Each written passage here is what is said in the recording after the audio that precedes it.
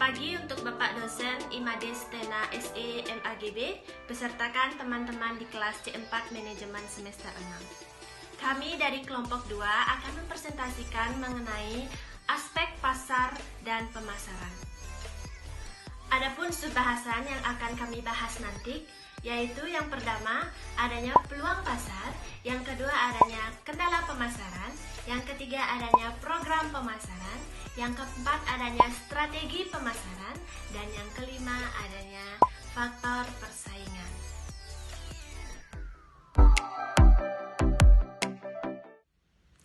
Perkenalkan, nama saya Nikomang Diah Kusuma Dewi, NPM 221, akan membahas poin pertama yaitu peluang pasar. Peluang pasar. Menurut Kotler pada tahun 1997, nomor 72, mengartikan bahwa peluang pasar adalah suatu bidang kebutuhan pembeli di mana perusahaan dapat beroperasi secara menguntungkan pada lingkungan eksternal yang dapat digunakan oleh perusahaan untuk meraih keuntungan.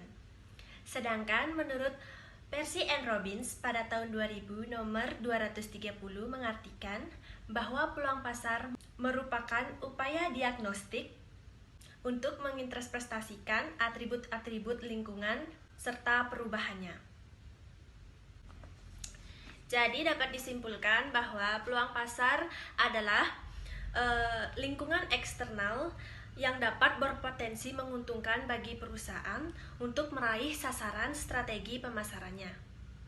Jadi sehubungan dengan pertumbuhan perusahaan, maka perusahaan perlu adanya menganalisa peluang pasar.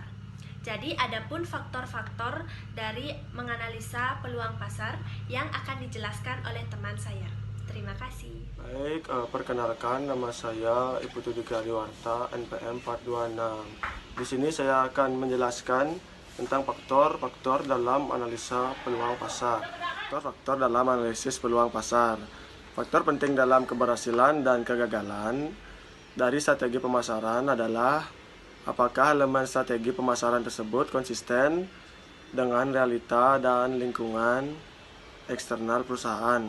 Langkah awal dalam mengembangkan rencana pemasaran strategi adalah memantau dan menganalisis peluang serta tantangan yang ditimbulkan oleh faktor-faktor luar perusahaan. Adapun tanggung jawab dari manajer perusahaan yaitu 1. Analisis lingkungan dan pesaing, 2. Dinamika industri dan perubahan strategi, 3. Analisis pelanggan, 4. Riset pemasaran dan pengukuran pasar. Selanjutnya akan dilanjutkan oleh Mega. Terima kasih. Baik, saya akan melanjutkan presentasi. Sebelumnya, nama saya Niputu Mega Kencana, NPM 201. Di sini saya akan menjelaskan beberapa hal yang perlu kita perhatikan dalam membuat analisa peluang pasar. Baik, saya akan jelaskan tentang beberapa hal yang perlu kita perhatikan dalam membuat analisa peluang pasar. Oke, bisa dilihat di sebelah kiri saya ini. Ada beberapa hal yang perlu kita perhatikan. Yang pertama, memahami kondisi makro. Yang kedua, analisa pelanggan. Yang ketiga, segmentasi pasar. Di sini saya akan jelaskan yang pertama dulu tentang memahami kondisi makro. Kondisi makro ini merupakan kondisi secara menyeluruhan, misalnya kebijakan pemerintah. Kita harus mengerti kebijakan pemerintah terkait dengan industri yang kita masuki. Industri yang kita masuki, pemahaman industri sangatlah diperlukan dalam memahami makro. Terus yang kedua, analisa pelanggan. Tujuan utama kegiatan pemasaran adalah transaksi pertukaran antara perusahaan dan pelanggan. Motivasi pelanggan dalam memberi barang adalah berbeda-beda pada produk yang sama. Biasanya pelanggan-pelanggan membeli produk yang sama tetapi mencari manfaat yang berbeda-beda sesuai kebutuhan si pelanggan. Terus yang ketiga ada segmentasi pasar. Dalam membuat analisis pelanggan, Kita akan mengelompokkan pelanggan-pelanggan berdasarkan kebutuhan dan keinginan. Terus kemudian dilanjutkan dengan mengelompokkan mengenal seberapa besar mereka mau membayar untuk produk yang mereka cari. Oke, terima kasih. Presentasi ini dilanjutkan oleh Melinda. Baik, saya akan melanjutkan presentasi. Sebelumnya, nama saya Kademendal Viunita, NPM 211. Di sini saya akan menerangkan tentang kendala pemasaran. Kendala pemasaran dibagi menjadi dua aspek, yaitu aspek internal dan aspek eksternal. Yang pertama, saya akan menjelaskan tentang aspek kendala internal. Jika dilihat dari aspek internal, permasalahan pemasaran di dalam berwirausahawan yakni sebagai berikut. Yang pertama, perencanaan strategi pemasaran tidak matang. Perencanaan strategi pemasaran sering tidak diperhatikan oleh para wirausahawan. Mereka melakukan distribusi pemasaran produk miliknya tidak berdasarkan aspek-aspek pemasaran tertentu dan tanpa direncanakan terlebih dahulu. Strategi pemasaran tidak dibuat secara matang akan menimbulkan pemasaran tidak diorientasikan kepada pelanggan dan membuat produk tersebut tidak laku untuk dijual. Yang kedua, ada target pasar yang terlalu lebar. Target pasar yang terlalu lebar pada dasarnya merupakan kesalahan di dalam perencanaan suatu usaha yang tidak dipertimbangkan terlebih dahulu. Para pebisnis biasanya menetapkan tujuan target pemasaran terhadap semua orang. Mereka hanya berpikiran ingin mendapatkan keuntungan yang sebesar-besarnya tanpa memikirkan faktor-faktor lainnya. Yang ketiga, ada target pasar yang salah. Target pasar yang salah merupakan hal yang sering terjadi dalam berwirausaha. Seharusnya perlu perencanaan yang matang sebelum menetapkan target pasar dengan target konsumen. Para wirausahawan kadang menjual produknya ke sasaran konsumen yang tidak tepat. Hal ini membuat produk yang ditawarkan tidak diminati oleh para konsumen. Yang keempat, tidak melaksanakan bauran pemasaran secara optimal. Biasanya, para wirausahawan dalam pembuatan iklan tidak efektif. Dalam kata lain, iklan yang dibuat biasanya tidak membuat para konsumen sadar akan barang atau jasa yang telah diiklankan. Biasanya, para wirausahawan tidak memahami apa yang dibutuhkan oleh para pelanggannya. Seorang wirausahawan kadang tidak mengetahui apa yang diinginkan dan apa yang dibutuhkan oleh para konsumennya atau para pelanggannya. Yang kelima, masalah pemasaran yang dipengaruhi oleh harga. Wirausahawan biasanya di dalam penawaran harga produknya sering memberikan penawaran harga yang tidak terjangkau, ataupun yang terjadi adalah kesalahan penetapan harga oleh para wirausaha. Yang keenam, sasaran dan tujuan yang kurang tepat. Setiap usaha baru hendaknya menetapkan sasaran dan tujuan yang akan menentukan perusahaan melalui pembuatan keputusan jangka panjang. Tujuan atau sasaran tersebut berisi pernyataan yang melibatkan manajemen dan program pemasaran pada arah yang terbatas. Sasaran atau tujuan tersebut mudah mengalami perubahan oleh wiraswastawan dan dianggap bisa dikendalikan. Yang ketujuh, ada jumlah pemasok yang tidak mencukupi. Pemasok yang digunakan umumnya didasarkan pada sejumlah faktor, seperti harga, waktu penyerahan, kualitas, bantuan manajemen, dan lain-lain. Pada beberapa kasus di mana bahan mentah langka atau hanya ada beberapa pemasok bahan mentah atau suku cadang tertentu. Yang kedelapan, ada manajemen yang tidak terorganisir. Sangat penting bagi suatu organisasi jika ingin memproduksi suatu barang atau jasa yang baru untuk memberikan tanggung jawab terhadap dampak dalam perencanaan pasar dari wiraswastawan. Yang kesembilan, ada rencana finansial yang tidak diatur secara matang. Dalam sebuah pemasaran produk baru, hal yang paling penting adalah untuk mengatur finansial serta memikirkannya secara matang dan rapi. Rencana finansial hendaknya menguraikan kebutuhan finansial dari usaha baru tersebut. Penjelasan tentang aspek kendala eksternal akan dilanjutkan oleh teman saya. Perkenalkan, nama saya Gusti Madya Gusudi Gunawan, NPM 173-212-1195. Saya akan melanjutkan presentasi dari teman saya mengenai kendala eksternal. Materinya bisa dilihat di sini. Baik. Kendala eksternal pemasaran di dalam berwirausaha dapat dirinci sebagai berikut. Yang pertama, tekanan-tekanan persaingan. Saat ini, di negara-negara Asia yang terkena krisis seperti Indonesia, Filipina, dan Korea Selatan, masalah pemasaran bisa menjadi masalah yang serius. Yang kedua, kekurangan informasi yang akurat dan up to date mengenai peluang-peluang pasar di dalam maupun di luar negeri, dan peraturan-peraturan mengenai tata niaga pemasaran regional atau internasional di dalam konteks AFTA, masyarakat Eropa atau UE, dan WTO atau GATT, dan aspek-aspek legal lain seperti kesepakatan-kesepakatan internasional mengenai larangan penggunaan buruh, anak-anak, lingkungan hidup, dan hak asasi manusia atau HAM. Yang ketiga, dumping dan anti-dumping. Kebijakan ini membuat para pengusaha kita menjadi terhambat di dalam menembus pasar global, atau paling tidak dapat mempertahankan pangsa ekspor ke luar negeri. Dengan kebijakan dumping ataupun anti-dumping, negara tujuan ekspor para wirausahawan mampu menjual barang yang serupa seperti yang kita ekspor dengan harga yang lebih murah. Yang keempat yaitu masalah pada lingkungan kebudayaan. Perubahan kebudayaan mungkin mempertimbangkan pergeseran pada populasi menurut demografi, contohnya dampak ledakan penduduk atau pertumbuhan para manula dalam komposisi penduduk, perubahan sikap seperti cintailah produk sendiri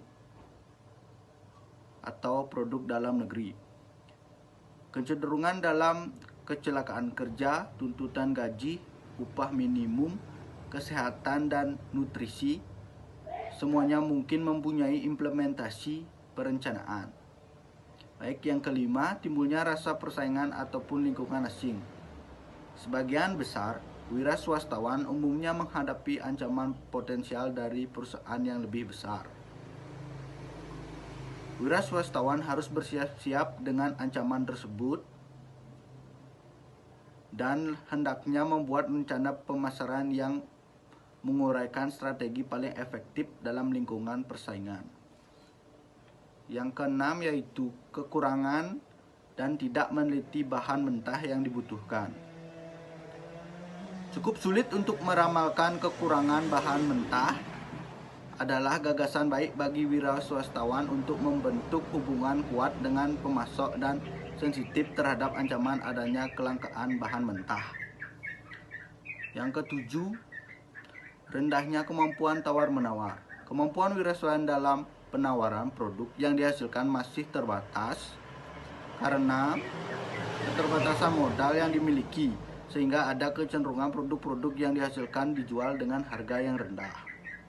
Yang ke-8, kurang tersedianya informasi pasar. Informasi pasar merupakan faktor yang menentukan apa yang diproduksi, di mana, mengapa, bagaimana, dan untuk siapa produk dijual. Yang ke-9, rendahnya kualitas sumber daya manusia. Sumber daya manusia, khususnya untuk para wira swastawan di daerah pedesaan, masih sangat rendah.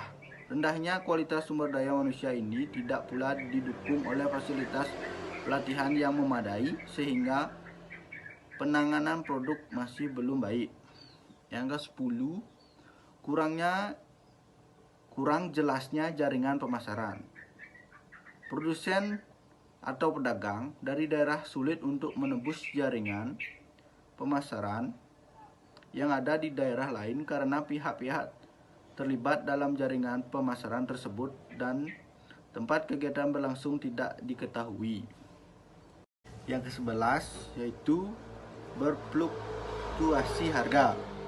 Harga produksi hasil pangan yang selalu berfluktuasi tergantung dari perubahan yang terjadi pada permintaan, penawaran. Naik turunnya harga dapat terjadi dalam jangka pendek yaitu per bulan, per minggu, bahkan per hari, atau dapat pula terjadi dalam jangka panjang. Pada saat musim produk melimpah harga rendah, sebaliknya pada saat tidak musim harga meningkat sangat drastis. Terima kasih. Baik, di sini saya akan melanjutkan presentasi. Sebelumnya, nama saya Putu Maya Maharani, NPM 131 Di sini saya akan menjelaskan tentang program pemasaran. Baik, di sini saya akan menjelaskan tentang program pemasaran. Materinya bisa kalian lihat di sebelah kanan saya.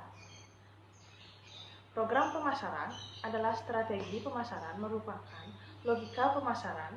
Dengan berdasarkan itu, unit bisnis diharapkan untuk mencapai sasaran pemasarannya.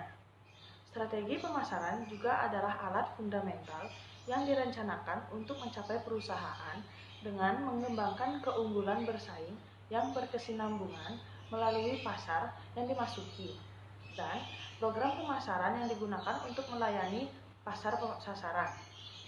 Nah, di sini juga ada beberapa golongan posisi pemasaran dalam bersaing sebagai berikut. Yang pertama, ada dominan. Dominan adalah perusahaan mampu mengendalikan pesaing-pesaing lainnya. Yang kedua, ada kuat. Kuat adalah perusahaan mampu bertindak bebas tanpa membahayakan posisi jangka panjang. Yang ketiga, ada baik. Baik adalah perusahaan mempunyai kekuatan dalam strategi tertentu serta mempunyai peluang di atas rata-rata. Berikutnya, ada sedang. Sedang adalah prestasi perusahaan untuk mencapai kepuasan kelangsungan usahanya, namun sering kalah dari perusahaan yang dominan. Yang berikutnya ada lemah. Lemah adalah perusahaan yang tampil tidak memuaskan, tetapi memiliki peluang untuk diperbaiki. Yang keenam, tidak ada harapan, yaitu perusahaan berprestasi dengan sangat tidak memuaskan, serta tidak memiliki peluang untuk diperbaiki. Baik, sekian presentasi dari saya. Selanjutnya akan dilanjutkan oleh Kak Dewodi. Nama saya Ideo Bedi Agustismawan, NPM 207 kelas C4 Manajemen. Saya akan menjelaskan strategi pemasaran. Salah satu konsep penting dalam proses mengembangkan strategi pemasaran MSM, Marketing Strategy Making Process, adalah kualitas strategi penulis mengembangkan sebuah model dasar untuk menjelaskan dinamika analisis posisional dan kualitas strategi sebagai instrumen pengembangan strategi untuk meningkatkan kinerja pemasaran. Studi ini dilakukan dengan menyajikan sebuah model teoritis berdasarkan analisis SWOT yang lazim digunakan pengujian model dan temuan empiriknya memberikan sebuah wacana awal dalam proses pengembangan strategi pemasaran. Baik, terima kasih atas waktunya. Perkenalkan, saya Niputu Ariswandewi, NPM 172. Kali ini akan melanjutkan presentasi ke topik pembahasan yang paling terakhir, yaitu faktor pemasaran. Faktor-faktor yang penting dalam konsep pemasaran ada 3, seperti yang ditayangkan dalam slide berikut. Yang pertama, yaitu orientasi kepada konsumen. Orientasi konsumen ini maksudnya, perusahaan harus fokus atau memusatkan perhatian kepada kebutuhan dan keinginan konsumen. Perusahaan juga bisa melakukan penelitian kepada konsumen untuk mengukur, menilai, dan menafsirkan keinginan, sikap, serta tingkah laku konsumen. Dengan begitu, perusahaan bisa menentukan dan melaksanakan strategi pemasaran yang lebih baik. Yang kedua, yaitu volume penjualan yang menguntungkan. Kita semua tahu volume penjualan yang menguntungkan itu adalah tujuan dari konsep pemasaran. Artinya, laba diperoleh dari kepuasan konsumen. Nah, perusahaan menggunakan laba untuk tumbuh dan berkembang, dan menggunakan kemampuan yang lebih baik dalam melayani konsumen, serta memperkuat kondisi perekonomian secara keseluruhan. Yang ketiga, yaitu koordinasi dan integrasi seluruh kegiatan pemasaran. Hal ini tentunya sangat perlu dilakukan dalam perusahaan untuk memberikan kepuasan kepada konsumen. Dalam kegiatan pemasaran juga ada penyesuaian dan koordinasi atau produk, harga, saluran distribusi, dan promosi untuk menciptakan hubungan pertukaran yang kuat dari perusahaan kepada pelanggan. Kesimpulan. Dari pemaparan materi yang telah kami sampaikan, dapat ditarik kesimpulan, yaitu pasar adalah tempat bertemunya para penjual dan pembeli untuk melakukan transaksi jual-beli, baik itu berupa produk maupun jasa. Pemasaran adalah upaya untuk menciptakan dan menjual produk kepada berbagai pihak dengan maksud tertentu. Perusahaan menciptakan produk sesuai dengan kebutuhan dan keinginan konsumen, lalu pemasaran berperan sebagai tempat untuk melakukan transaksi kepada konsumen. Dalam kegiatan pemasaran ini tentunya diperlukan strategi untuk mencapai tujuan yang diinginkan oleh perusahaan. Sangat banyak strategi yang dapat dilakukan untuk memperoleh hasil yang maksimal, yang baik, dan yang sesuai dengan yang diharapkan. Baik, sekian presentasi dari kelompok kami. Apakah ada yang ingin bertanya?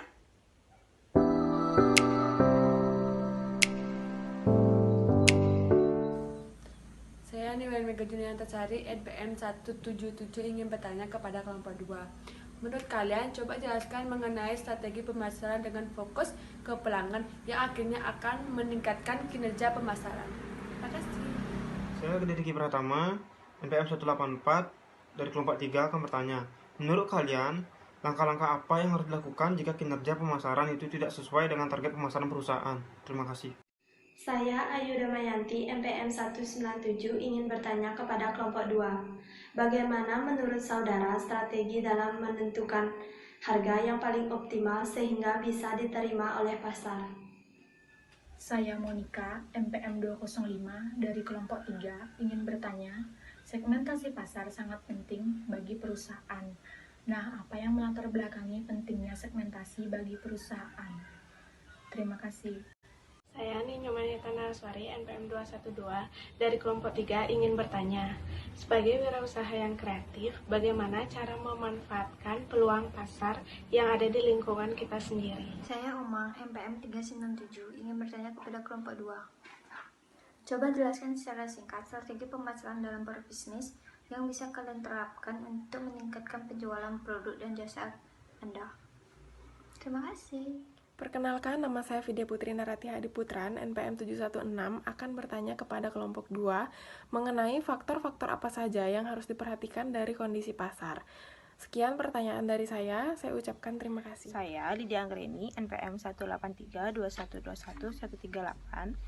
Di sini saya ingin bertanya kepada kelompok 2. Setiap perusahaan harus memilih segmentasi pasar yang tepat. Nah, menurut Anda, mengapa perusahaan harus melakukan pemilihan segmentasi pasar? Terima kasih. Di sini saya Lemputu Mega Maharani, NPM 131.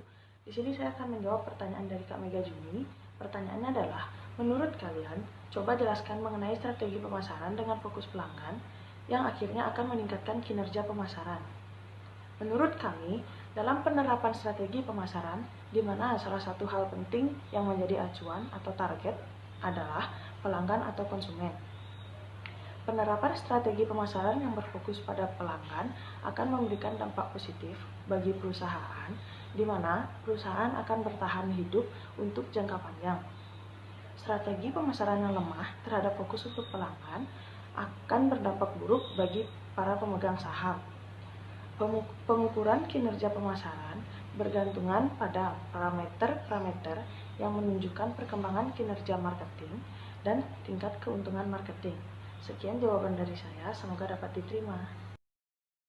Perkenalkan, nama saya Diki Adiwarta, NPM 426. Di sini saya akan menjawab pertanyaan dari Diki Pratama. Langkah-langkah yang harus dilakukan perusahaan ialah perusahaan harus mengatur ulang strategi pemasaran yang baru yang bertujuan memaksimalkan kepuasan pemegang saham. Pemilihan strategi pemasaran yang baru harus sejalan dengan keyakinan dan tujuan. Kinerja pemasaran mengacu kepada kondisi eksternal dan pasar di mana perusahaan beroperasi, yaitu faktor pertumbuhan pasar, harga yang kompetitif, kualitas produk yang relatif terhadap pesaing, dan kepuasan pelanggan. Bisa diterima? Terima kasih. Baik, saya akan menjawab pertanyaan dari Mangayu. Terlebih dahulu perkenalkan, nama saya Gusti Made Agus Adi Gunawan, NPM 195. Pertanyaannya, bagaimana menurut saudara strategi dalam menentukan harga yang paling optimal sehingga bisa diterima oleh pasar?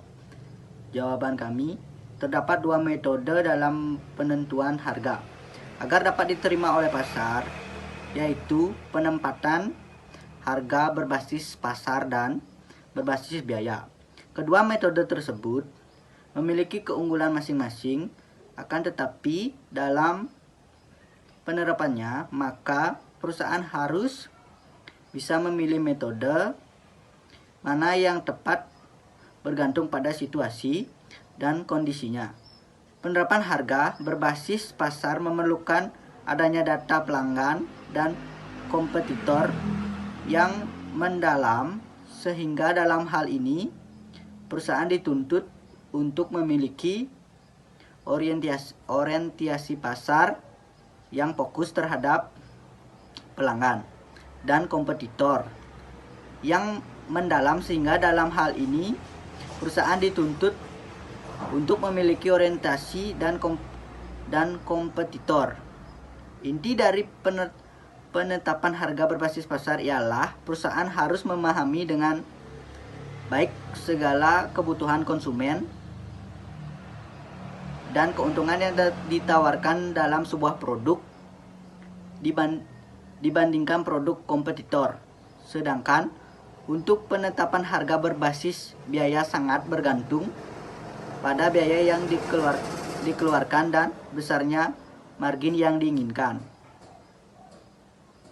Perusahaan dalam penjualan produk tersebut terkadang pendekatan harga berdasarkan pasar merupakan pendekatan yang sangat baik, akan tetapi dalam situasi yang berbeda, penentuan harga berbasis biaya merupakan pendekatan yang cocok. Contohnya dalam pasar di mana diferensiasi minim dan pelanggan dalam situasi price.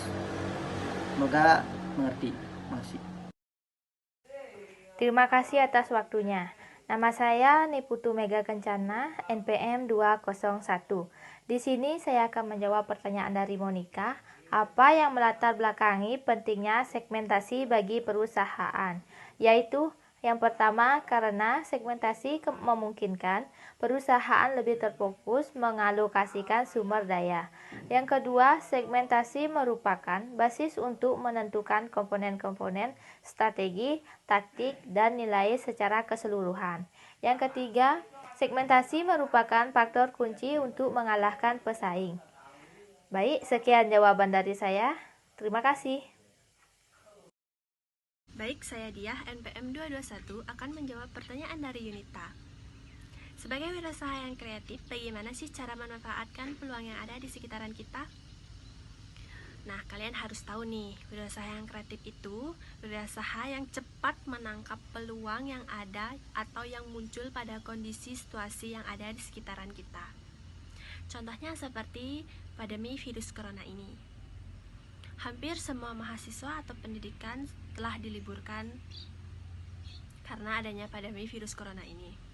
Contohnya seperti saya sendiri, saya mengambil peluang bisnis di rumah saja, yaitu berjualan pulsa dengan paket data. Mengapa saya berjualan pulsa dengan paket data? Karena ini bagi saya sangat menguntungkan, karena di tengah-tengah pandemi virus corona ini, yang namanya internet itu sangat dibutuhkan oleh dunia pendidikan maupun masyarakat di sekitarnya. Jadi saya memanfaatkan kondisi di tengah-tengah pandemi virus corona ini untuk berjualan pulsa. Selain saya bisa kuliah secara online, saya juga bisa berbisnis di rumah saja. Sekian tanggapan dari saya, terima kasih. Baik, saya akan menjawab pertanyaan dari teman saya, Omang. Sebelumnya, nama saya Kademendal Fionita, NPM 211.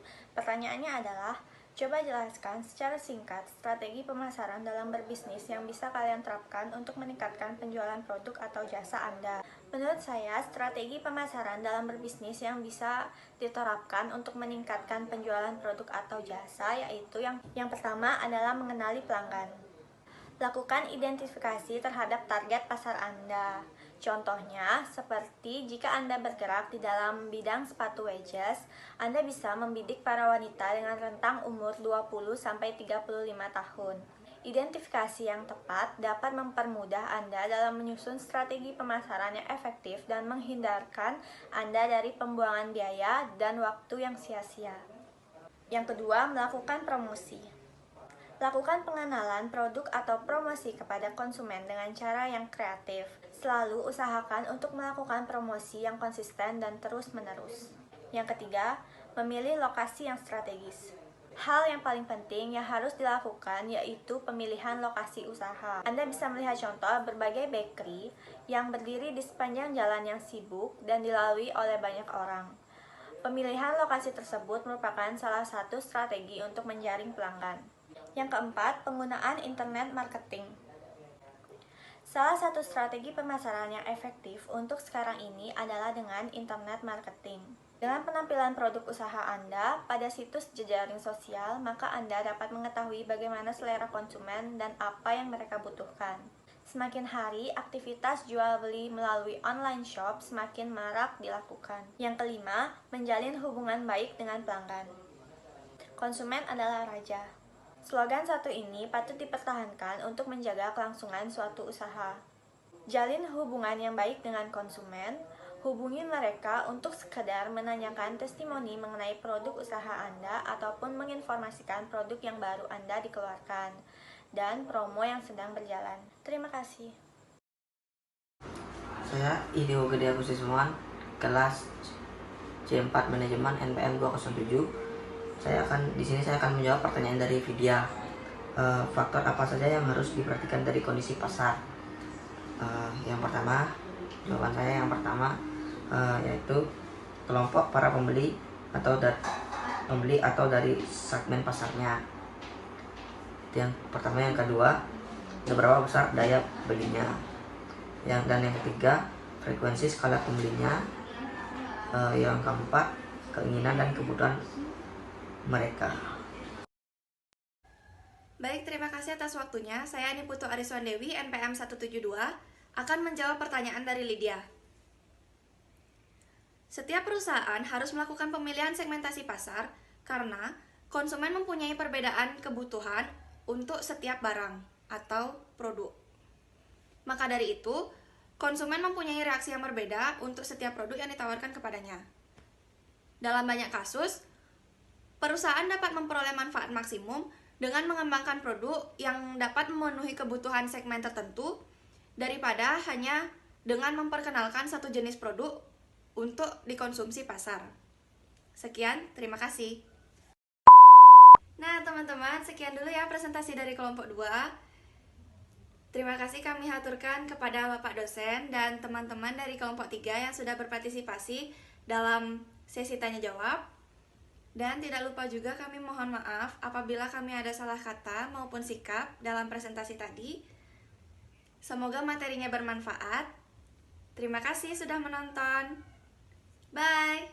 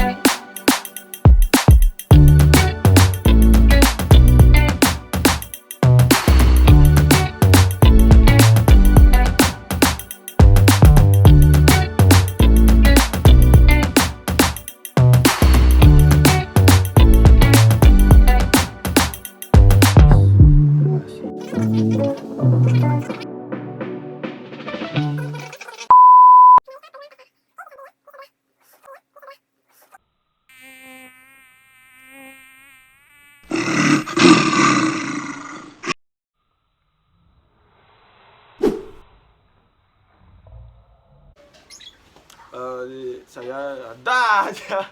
Dari jangan potong. Baca. Akhirnya selesai presentasi.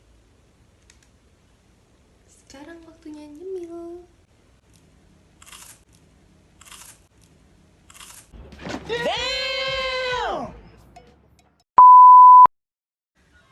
kasih.